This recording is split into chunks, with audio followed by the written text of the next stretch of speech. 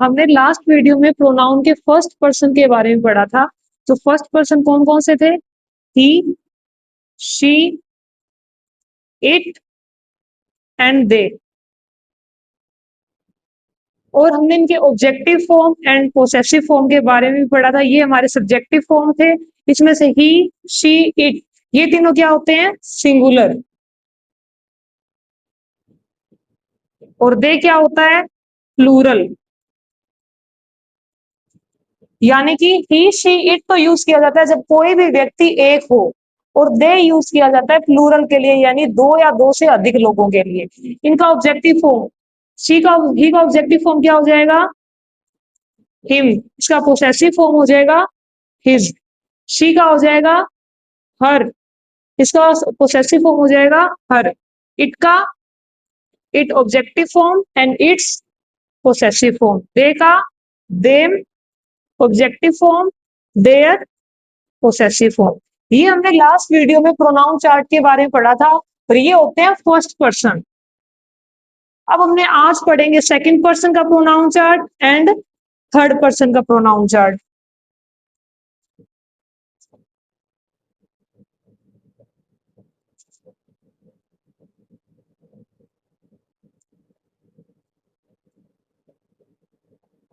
सबसे पहले अपने क्या आ जाएगा?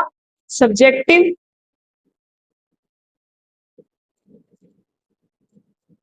Objective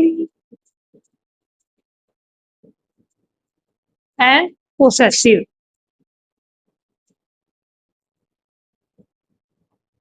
he, she, it, they के बाद में अपने सबसे पहले यूज करते हैं सेकंड पर्सन होता है यू। यू को हिंदी में बोला जाता है तुम, और इसका ऑब्जेक्टिव फॉर्म होता है यू, यानी कि तुम्हें। और यू का पोसेसिव फॉर्म होता है योर, यानी कि तुम्हारा या तुम्हारी या तुम्हारे। You is the only second person, यानी कि सिर्फ सेकंड पर्सन के अंदर एक ही प्रोनाउन आता है, वो क्या होता है? यू। उसके बाद में हमारे पास आते हैं, थर्ड पर आता है आई एंड वी। आई को बोलते हैं मैं या मैंने। इसका ऑब्जेक्टिव फॉर्म हो जाएगा मी, यानी मुझे। इसका पोसेसिव फॉर्म हो जाएगा माई, यानी मेरा, मेरी, मेरे। उसके बाद में हमारे पास आता है वी। वी को बोलते हैं हिंदी में हम, और इसका ऑब्जेक्टिव फॉर्म होता है अश, यानी कि हमें। और इसका पोसेसिव फॉर्म होता है अवर, यानी कि हमारा। ये हमारा प्रोनाउन चार्ट कंप्लीट हो गया। मैंने आपको पहले करवाए थे ही, शी, इट, दे। ही का मतलब होता है जब एक लड़के की बात चल रही हो। शी का आएगा जब एक लड़की की बात चल रही हो। इट आता है जब एक एनिमल या एक नॉन लिविंग थिंग की बात चल रही हो। और दे यूज होता है जब दो से ज्यादा लोगों की बात चल रही हो। यू का मतलब जब हम कहीं पे तुम शब्द का यूज करेंगे तो वहां पर आप इंग्लिश में यू लिखोगे। मैं का यूज करेंगे तो आप हमेशा आई लिखोगे। और हम का यूज करोगे तो आप क्या लिखोगे? वी लिखोगे।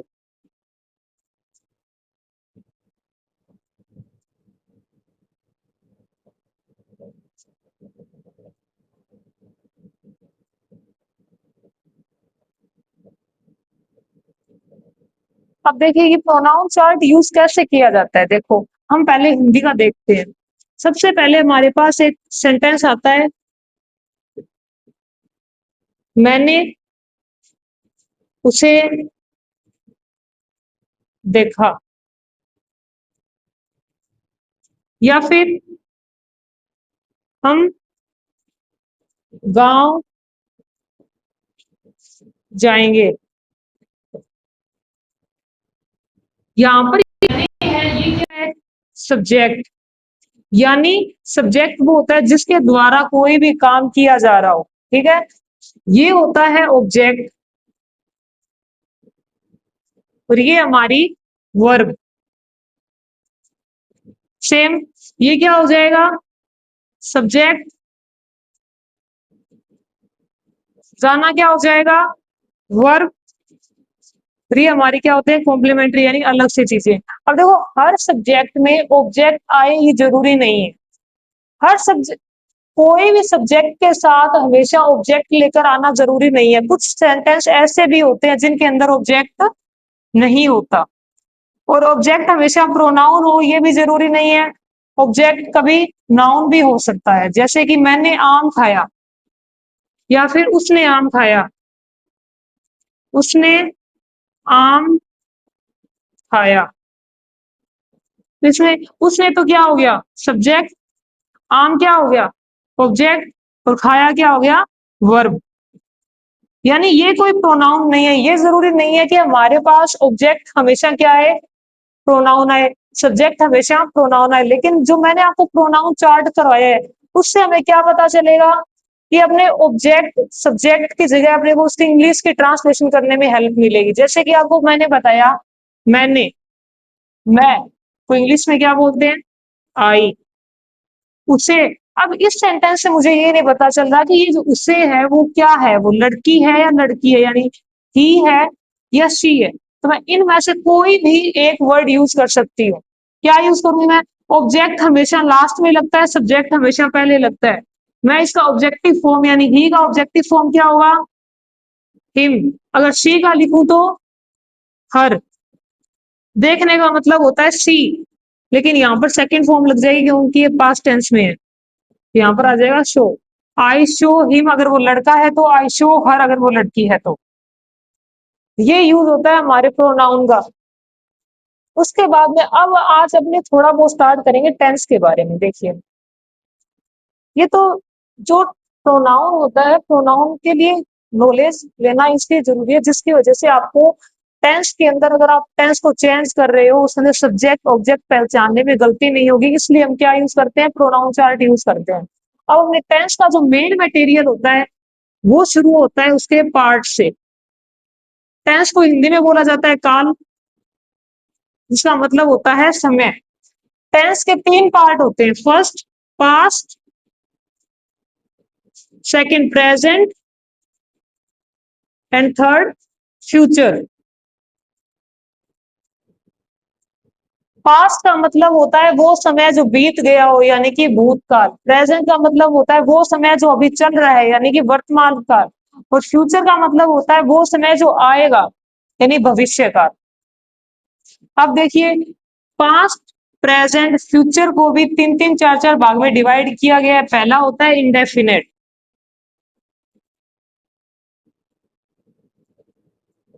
दूसरा होता है कंटिन्यूअस, थर्ड होता है परफेक्ट, फोर्थ होता है परफेक्ट कंटिन्यूअस।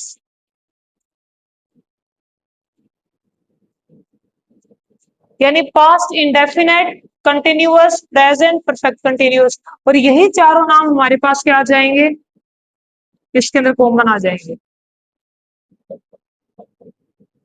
यानी present indefinite, present continuous, present perfect and present perfect continuous. Future indefinite, future continue, future perfect and future perfect continue. अब देखिए, इसके ऊपर ना एक कहानी भी बनी हुई है नॉर्मल सी, जो हमने एक इन फन गेम के लिए अपने वो सुन सकते हैं। कि टेंस नाम का एक व्यक्ति होता है, ठीक है। उसके तीन बच्चे होते हैं, पहले का नाम होता है पास्ट, दूसरे का प्रेजेंट एंड तीसरे का फ्यूचर। उनके चार बच्चे होते हैं, पहले का नाम वो रखते हैं इंडेफिनेट, दूसरे का कंटिन्यूअस, फोर्थ का परफेक्ट। और जब फोर्थ, थर्ड के लिए, सॉरी, थर्ड का परफेक्ट एंड फोर्थ का नाम नहीं मिल रहा है, तो इन दोनों का मेल जोल करके उसका क्या नाम रख देते हैं, परफेक्ट कंटिन्यूस। अब इनको नाम नहीं मिलते हैं, तो इन्होंने इसकी कॉपी करके सेम नाम रख दिए, indefinite continue perfect, perfect continue, indefinite continue perfect and perfect continuous. अब अपने टेंस को क्या करेंगे, अलग अलग पार्ट में पढ़ेंगे। सबसे पहले अपने पढ़ेंगे ओनली पास्ट के चार पार्ट, एंड देन प्रेजेंट के चार पार्ट, एंड देन फ्यूचर के चार पार्ट। आज अपने शुरू करते हैं पास्ट इंडेफिनेट टेंस। इनकी हिंदी में पहचान क्या होती है और इनका फॉर्मूला क्या होता है, इनके अंदर हेल्पिंग वर्ब कौन सी यूज की जाती है, इनको बनाने का तरीका क्या होता है, इनकी एडवर्बियल्स क्या होती है, इनको पहचाना कैसे जाता है, ये सब चीजें आज अपने पढ़ेंगे। अपने पढ़ रहे हैं पास्ट टेंस। पास्ट टेंस के अंदर सबसे जो फर्स्ट नंबर होगा वो क्या होगा, इनके नोट्स आप साथ साथ में बना सकते हो जैसे आपको पसंद आए वैसे। पास्ट इंडेफिनेट, देखो मैं आपको एक चीज बताती हूँ। पास्ट इंडेफिनेट टेंस के अंदर इसकी जो हिंदी में पहचान होती है वो क्या होती है, इसके लास्ट में ए से लेकर अंक तक की ध्वनि लगाई जाती है, ये इसकी हिंदी में पहचान होती है। यानी कोई भी हिंदी का शब्द ए से अंक तक के ध्वनि के साथ खत्म हो रहा है तो वो कौन सा टेंस हो जाएगा, पास्ट इंडेफिनेट। फॉर एग्जाम्पल, वह आया, उसने खाना खाया। यानी इनके पीछे ये जो आ की मात्रा लग रही है इससे हमें पता चल जाता है कि ये क्या है, पास्ट इंडेफिनेट टेंस है। क्या है, पास्ट इंडेफिनेट। ये तो हमारी हिंदी में पहचान हो गई, ऐसे लेकर अंक तक की ध्वनि। अब देखो, मैंने आपको बताया था कि टेंस के टाइप भी होते हैं। पहला टाइप होता है सिंपल, यानी सबसे पहले हमने करेंगे पास्ट इंडेफिनेट सिंपल। इसकी जो हेल्पिंग वर्ब होती है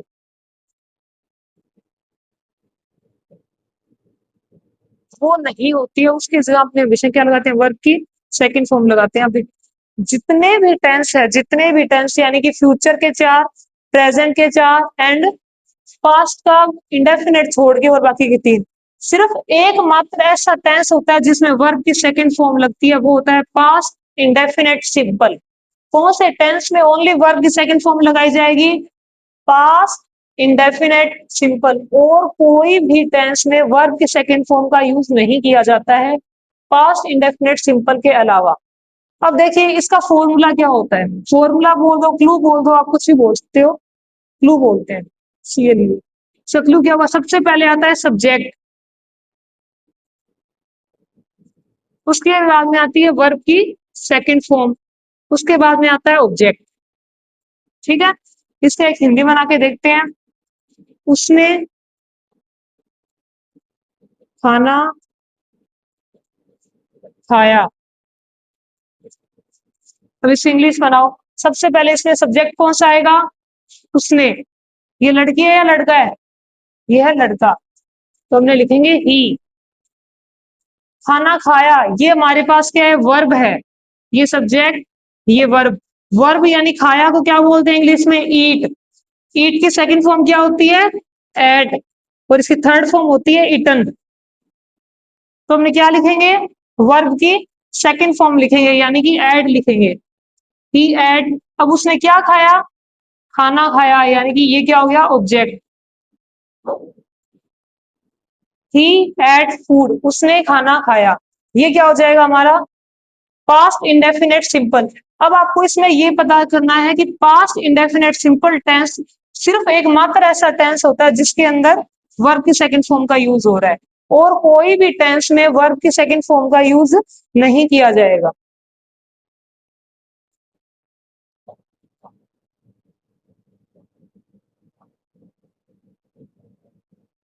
देखो, फास्ट इंडेफिनेट सिंपल का फॉर्मूला मैंने आपको ये लिखवा दिया है, सब्जेक्ट प्लस वर्ब की फर्स्ट फॉर्म प्लस ऑब्जेक्ट। लेकिन अगर हमने इसके नेगेटिव की बात करें, यानी पास्ट इंडेफिनेट का अगर मुझे नेगेटिव करना हो तो आपको इसके अंदर एक चेंज होता है, वो देखिए क्या होता है।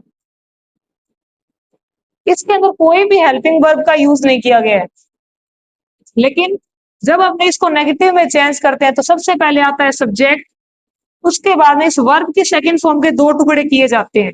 पहला होता है वर्ब की फर्स्ट फॉर्म, और उसके बाद में इसको किस में चेंज कर दिया जाता है, डिड के अंदर। यानी डिड इसकी क्या हो जाएगी, हेल्पिंग वर्ब।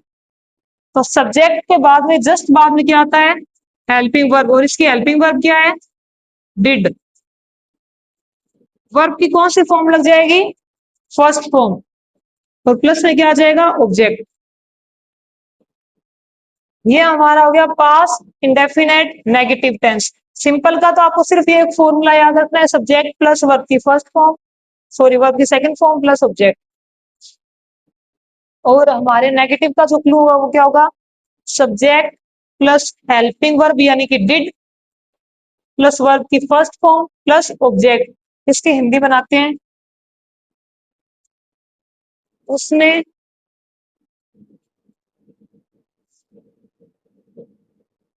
पत्र नहीं लिखा। अब देखो, मैं आपको एक चीज बताती हूँ, जो नोट होता है ना ये नेगेटिव है, नेगेटिव के अंदर नोट का होना जरूरी है, और जो नोट होता है ना वो हमेशा थर्ड नंबर पर आता है। चाहे कोई भी टेंस हो, सिर्फ पास्ट की बात नहीं चल रही है, पास्ट इंडेफिनेट कंटिन्यूस परफेक्ट कोई भी ले लो, नोट हमेशा थर्ड नंबर पर आएगा। ठीक है, यानी यहाँ पर बीच में क्या लग जाएगा, नोट लग जाएगा अगर वो नेगेटिव है तो। अब मैंने आपको क्या बताया, पास्ट इंडेफिनेट सिंपल का जो क्लू होता है वो क्या होता है, सब्जेक्ट प्लस वर्ब की सेकंड फॉर्म प्लस ऑब्जेक्ट। और इसका जो नेगेटिव का होगा वो क्या हो जाएगा, सब्जेक्ट प्लस हेल्पिंग वर्ब यानी कि did plus note plus verb की फर्स्ट फॉर्म प्लस ऑब्जेक्ट। अब हम इसको बना के देखते हैं।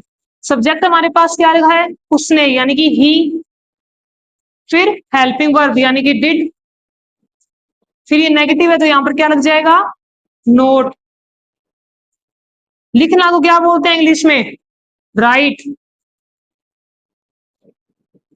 फर्स्ट फॉर्म आएगी तो राइट ही आएगा। उसने क्या नहीं लिखा, letter. He did not write letter, यानी उसने कोई भी पत्र नहीं लिखा। अगर मैं नहीं का शब्द का यूज कर रही हूँ पास्ट में तो मेरे पास वर्ब की सेकंड फॉर्म आएगी। अगर कोई भी चीज सिंपल है तो मेरे पास वर्ब की सेकंड फॉर्म आएगी। ये चीज आपको ध्यान रखनी है।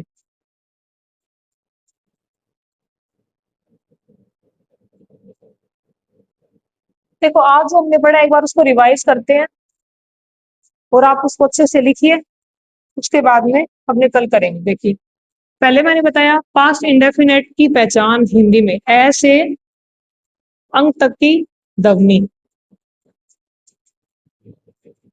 उसके बाद में इसके सिंपल का फॉर्मूला,